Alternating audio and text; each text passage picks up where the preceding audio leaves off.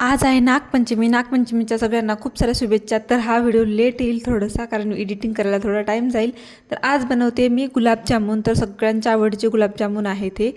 तर नागपंचमीची काहीतरी गोडधोड व्हायलाच पाहिजे, म्हणून मी इथे गुलाबजामुन बनवते आहे.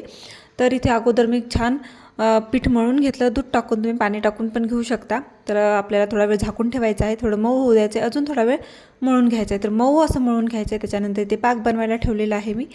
तर खूप सारा पाक बनवते आहे, कारण माझ्या मुलांना पाक खूप आवडतो. आणि नंतर हे गुलाबजामुन जास्त पाक पितात आणि थोडंसं राहायला पाहिजे, म्हणून मी खूप जास्त बनवते. तिकडे पाक बनवून रेडी आहे. आता इकडे गुलाबजामुन तळून घेते. पाक थंड होऊ द्यायचा आहे आपल्याला.